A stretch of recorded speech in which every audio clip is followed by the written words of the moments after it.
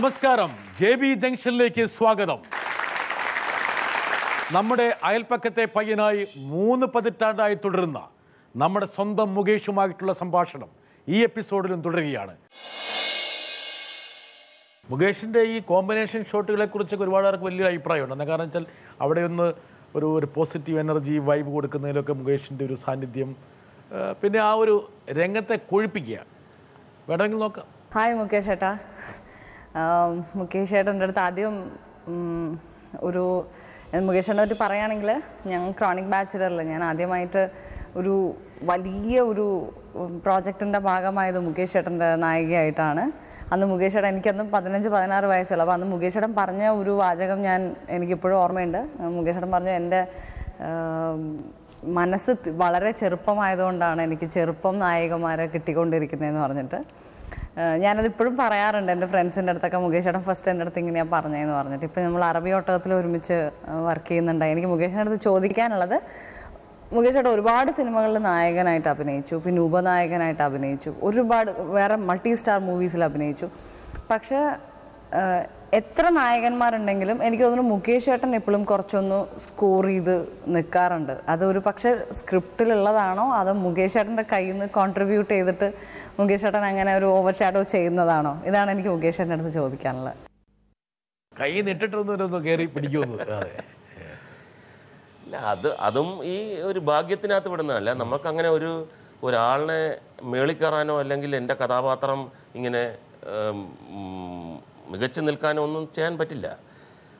പക്ഷേ ആ ഒരു സിൻസിയാരിറ്റിയുടെ പുറത്ത് വരുന്ന ഒരു പ്ലസ്സുകളാണത്. അപ്പോൾ ഈ ക്രോണിക് ബാച്ചിലറിൽ തന്നെ ഇപ്പോൾ ഭാവന പറഞ്ഞു, 16-17 സ്കൂളിൽ പഠിക്കുന്ന കുട്ടിയാണ്.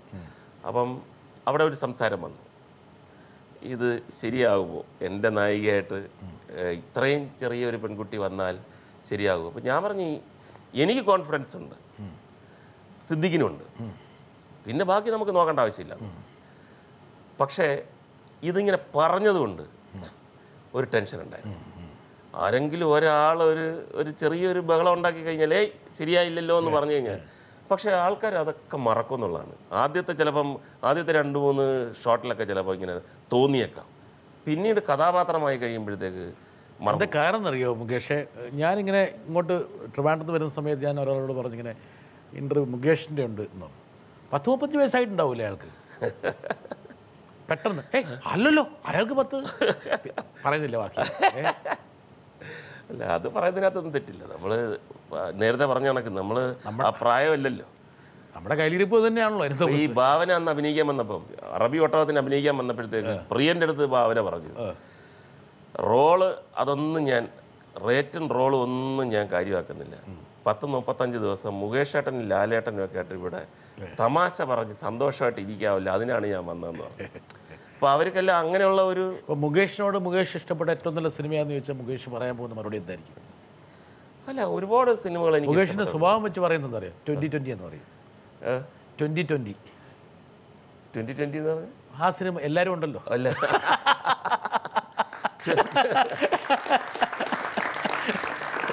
ആ ഐഡിയ ഇപ്പം കിട്ടി. ഇനി അടുത്ത അവസരങ്ങൾ ഇത് എടുത്ത് ഉപയോഗിക്കാം മുകേഷ്. പക്ഷേ മുകേഷിൻ്റെ ചെറുപ്പത്തെക്കുറിച്ചൊക്കെ ഒരുപാട് ആൾക്കാർക്ക് മതിപ്പുണ്ട്. എൻ്റെ ഒരു സുഹൃത്ത്, താങ്കളുടെ ഒരു നാട്ടുകാരനാണ്, നോക്കാം. ഹലോ മുകേഷ്, ഒരു കൊല്ലംകാരൻ്റെ നമസ്കാരം. മുകേഷിനെ കാണുമ്പോഴൊക്കെ എനിക്ക് ചെറിയൊരു അത്ഭുതം മനസ്സിൽ തോന്നാറുണ്ട്. നമ്മൾ 30 കൊല്ലങ്ങൾക്ക് മുമ്പാണ് ഒന്നിച്ച് എസ് എൻ കോളേജിൽ പഠിച്ചത്. അന്ന് കാണുന്ന മുകേഷും ഇന്ന് കാണുന്ന മുകേഷും തമ്മിൽ വലിയ അന്തരമില്ല.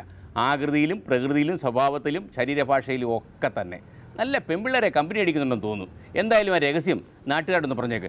അടുത്തിരിക്കുന്ന ജോൺ ബിട്ടാസ് എന്തായാലും അത് അറിയണ്ട.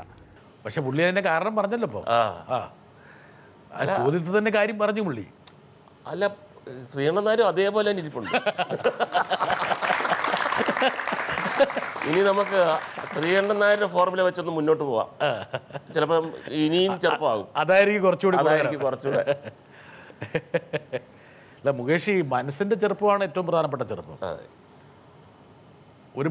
ഒരുപാട് കാലം മുമ്പോട്ട് സിനിമയിൽ പോയെങ്കിൽ പോലും ആ പഴയ കാലത്ത് അഭിനയിക്കാൻ വേണ്ടിയിട്ടാണ് മുകേഷ് താല്പര്യം. ആ ഒരു സന്തോഷം, ആ ഒരു ആഹ്ലാദം, പിന്നെ ആൾക്കാരെ വിളിക്കുക, പറ്റിക്കുക, ഇതിലൊക്കെ മുകേഷ് ഇപ്പോഴും ഒരു കൗതുകം കണ്ടെത്തുന്നുണ്ട്. അല്ല അങ്ങനെ ശരിക്കും ഞാൻ എപ്പോഴും ചിന്തിക്കുന്നതെന്ന് പറഞ്ഞു കഴിഞ്ഞാൽ ഞാൻ എൻ്റെ ഈ സിനിമയിലുള്ള സുഹൃത്തുക്കളുടെ അടുത്ത് തന്നെ പറഞ്ഞിട്ടുണ്ട്, ഇങ്ങനെയുള്ള കാര്യങ്ങളില്ലായിരുന്നെങ്കിൽ ഈ സിനിമ ഭയങ്കര ഡ്രൈ ആയി പോയിനായിരുന്നു. കറക്റ്റ്. നമ്മൾ രാവിലെ വരുന്നു, ഡയലോഗ് അങ്ങനെ ഉണ്ട്. തമിഴിൽ ഞാൻ അഭിനയിക്കുമ്പോഴത്തേക്കും ഉണ്ട്, ഓരോരുത്തർക്കും ഓരോ ക്യാരവാനാണ്. നമ്മൾ രാവിലെ പിന്നെ ഇത് ഡയലോഗ്സ് സീനെല്ലാം അസിസ്റ്റൻ്റ് കൊണ്ടുവരും, നമ്മൾ വായിക്കുന്നു, പഠിക്കുന്നു, അവിടെ ചെല്ലുന്നു. ആ ടൈമിൽ നമ്മൾ കാണുന്നു ഇവരെയൊക്കെ, hello sir, hello hello dialogue പറയുന്നു, ഇമ്മീഡിയറ്റ് ആയിട്ട് അവരുടെ ക്യാരവനിലേക്ക് പോവാണ്. പറഞ്ഞു എന്തൊരു ലൈഫാണത്. ഇവിടെ എന്ന് പറഞ്ഞു കഴിഞ്ഞാൽ ക്യാരവാനൊക്കെ ഉണ്ട് പല സന്ദർഭങ്ങളിലും. ഇപ്പം ഞാൻ പ്രത്യേകിച്ചുണ്ടെങ്കിൽ എല്ലാവരും പുറത്ത് കസേര ഇട്ടിട്ട് ഇരിക്കുക. തിലകൻ ചേട്ടൻ ഒരു കലാപകാരിയായിരുന്നു. അപ്പോൾ ഒരു സ്വകാര്യ സംഭാഷണത്തിൽ ഞാൻ പറഞ്ഞിട്ടുണ്ട്, ഈ മുകേഷ് അവൻ കലാപം ചെയ്യുന്നില്ല, അവന് കലാപമില്ല, അവൻ കലാപകാരിയായിരുന്നെങ്കിൽ അവൻ എവിടെ എത്തണമായിരുന്നു. അല്ല വൈകിട്ടൊന്നുമില്ല. ഓ, നമുക്കങ്ങനെ വലിയ ആഗ്രഹങ്ങളൊന്നുമില്ല. ഒരു 25 കൊല്ലം ഹീറോ ആയിട്ട് നിൽക്കണം.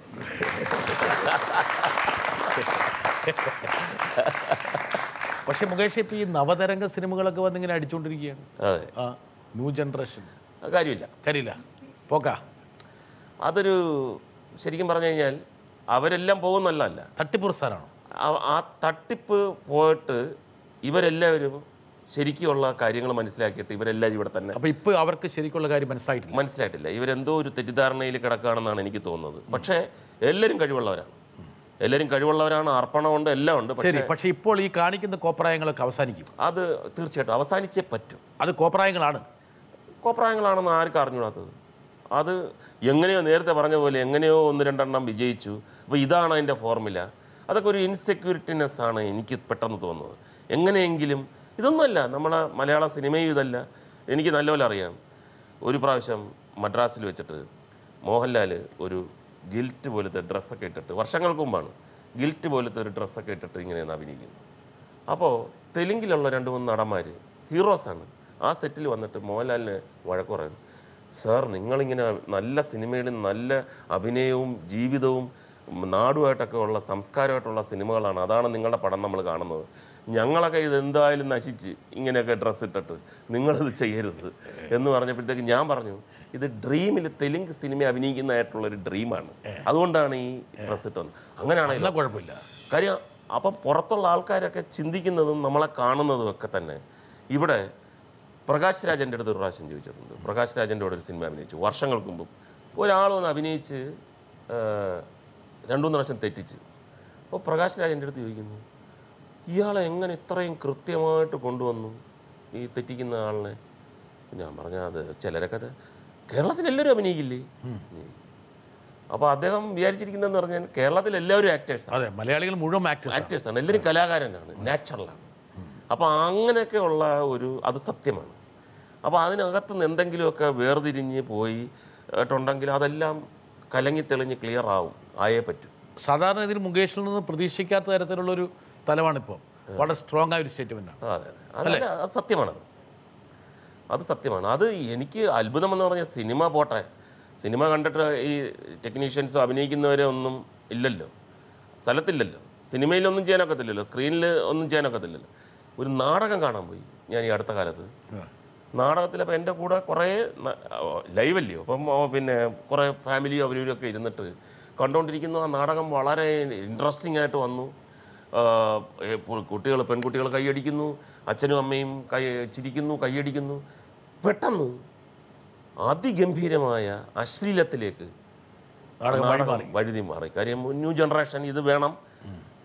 ഈ ഫാമിലിയും അതിനപ്പുറത്തിരുന്ന ആൾക്കാരും പിന്നെ അനങ്ങിയിട്ടില്ല, ഒരക്ഷരം മിണ്ടിട്ടില്ല. ഞാൻ അവിടെ എങ്ങനെ ഇരിക്കുന്നു, കാര്യം അവരും ലൈവാണ്, നമ്മളും ലൈവാണ്.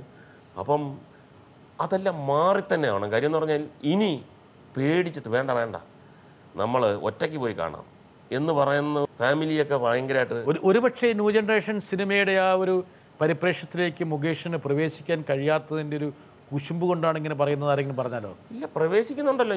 എന്നെ അവരൊക്കെ വിളിക്കുന്നുണ്ട്. പക്ഷേ അതിന് എന്നെ കൊണ്ടൊന്നും ചീത്തൊന്നും പറയിപ്പിച്ചിട്ടില്ല ഇതിന്. അത് പറയത്തില്ലെന്ന് അറിഞ്ഞുകൊണ്ടായിരിക്കുന്നില്ല. പക്ഷെ അതൊന്നുമല്ല, അല്ലാതെ തന്നെ ആ സിനിമകളൊക്കെ നല്ലതാണ്.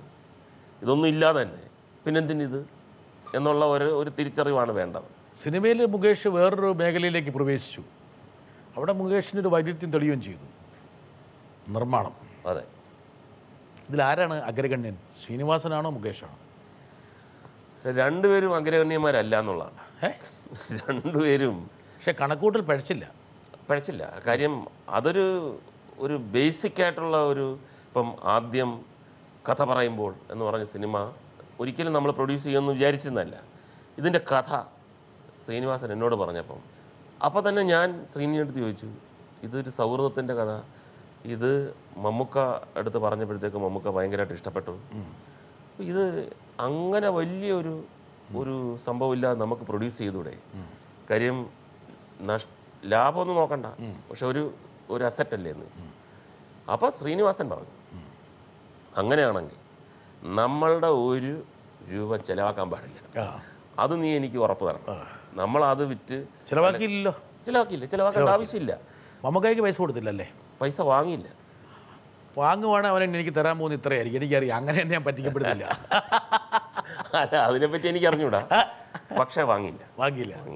പക്ഷെ വാങ്ങാതിരുന്ന് ലാസ്റ്റ് മൊമെന്റ് ഞങ്ങൾ നിർബന്ധിച്ചു. ലാഭം ഇങ്ങനെ തിയേറ്ററിൽ നിന്ന് കുമിഞ്ഞുകൂടി തുടങ്ങിയപ്പോൾ അപ്പോൾ ഞങ്ങൾ അതിനു മുമ്പ് തന്നെ പുള്ളി ചെക്ക് പോലും നോക്കിയില്ല. എനിക്ക് വേണ്ട, നിങ്ങൾ എനിക്ക് തരരുതെന്ന് പറഞ്ഞു. പക്ഷെ പിന്നീട് ഞാൻ ശ്രീനിവാസനോട് പറഞ്ഞു, അതങ്ങനെ ശരിയല്ലല്ലോ എന്ന് പറഞ്ഞിട്ട് അദ്ദേഹം ഡബ്ബിംഗ് തിയേറ്ററിൽ ഞങ്ങൾ രണ്ടുപേരും കൂടെ ചെന്നു. ഡബ്ബിങ്ങിന് അവിടെ നിന്ന് ഇറങ്ങി വന്നിട്ട് ഞങ്ങൾ പറഞ്ഞു, ഞങ്ങൾക്ക് മനസ്സമാധാനമില്ല, ഇത് നിങ്ങൾ വാങ്ങി തന്നെ ആവണം. ഞങ്ങൾക്ക് കാര്യം ഞങ്ങൾ എങ്ങൊന്നും എടുത്തു തരുന്നതല്ല, ഇത് നിങ്ങളുടെ ഞാൻ വാങ്ങില്ല. അപ്പം ഞാൻ ചോദിച്ചു എന്തുകൊണ്ട്? അപ്പോൾ ശ്രീനിവാസൻ്റെ അടുത്ത് പറഞ്ഞ്, നീ പിണങ്ങിയാലും ശരി പൈസ മേടിപ്പിച്ചിട്ടേ നമ്മൾ വരാവൂ, അതാണ് നമ്മുടെ തീരുമാനം എന്ന് പറഞ്ഞിട്ടാണ് വന്നത്. അപ്പോൾ അദ്ദേഹം പറഞ്ഞു, എൻ്റെ ഭാര്യയോട്, അതായത് ഭാവിയോട് ഞാൻ വാക്ക് പറഞ്ഞു. ആ സിനിമ കണ്ടിട്ട് എൻ്റെ വൈഫ് എന്നോട് പറഞ്ഞു, ഇത് അശോക് രാജ് ആണ് കഥാപാത്രത്തിൻ്റെ പേരെങ്കിലും കേരളത്തിലുള്ള ആൾക്കാർ ഇത് മമ്മൂട്ടിയായിട്ട് തന്നെ കണക്കാക്കും. നിങ്ങൾ സൗഹൃദങ്ങൾക്ക് വേണ്ടി, നിങ്ങൾ സാധാരണ ആൾക്കാർക്ക് വേണ്ടി എത്രമാത്രം നിങ്ങൾ ഡൗൺ ടു എർത്ത് ആവുന്നു എന്നുള്ളത്, കോടിക്കണക്കിന് രൂപ മുടക്കി ചിലപ്പോൾ ഒരു സിനിമ എടുത്താൽ ഇത്രയും ഗംഭീരമാകത്തില്ല. അപ്പോൾ അത് നിങ്ങൾ മുകേഷിൻ്റെ അടുത്ത് ശ്രീനിവാസൻ്റെ അടുത്ത് നിന്ന് പൈസ വാങ്ങരുത് എന്ന് വൈഫ് പറഞ്ഞതുകൊണ്ടാണ് ഞാൻ വാങ്ങാത്തത്. വാങ്ങിക്കഴിഞ്ഞാൽ അവളെ ഫേസ് ചെയ്യാൻ പറ്റത്തില്ല. അദ്ദേഹം ഉണ്ടാക്കിയ ഒരു ന്യായമാണോ എന്ന് അറിഞ്ഞുകൂടാ. അപ്പം ഞാൻ ശ്രീനിയുടെ അടുത്ത് പറഞ്ഞു, ഇനി നിർബന്ധിക്കേണ്ട. സന്തോഷം തോന്നിയ മുകേഷിന്? അല്ല, ഒരു ക്വാളിറ്റിയാണ്. ശരിക്കും പറഞ്ഞു കഴിഞ്ഞാൽ പൈസ മേടിക്കാതിരുന്നുകൊണ്ടല്ല. അല്ല, അങ്ങനെ ഒരു തീരുമാനം വലിയ പ്രയാസമാണത്.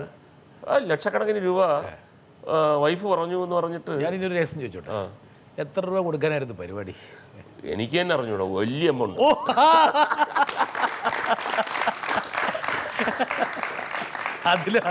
അതിലൊരു ക്യാച്ച് ഉണ്ട്. ഇനി ചിലപ്പോൾ ഇത് കേട്ടിട്ട് ഇനി മമ്മൂക്ക വന്നിട്ട് എന്നാ പിന്നെ താടേ എന്ന് പറഞ്ഞു.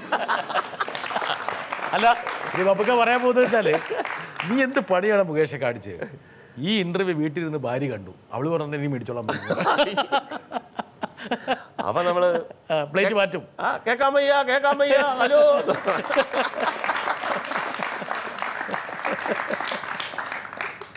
തട്ടത്തിൽ മറയത്തും അതും ലോട്ടറി ആയിരുന്നു. അതെ, 2 സിനിമയും വിജയിച്ചു. എവിടെയോ ഒരു സാധനം കിടപ്പുണ്ട്.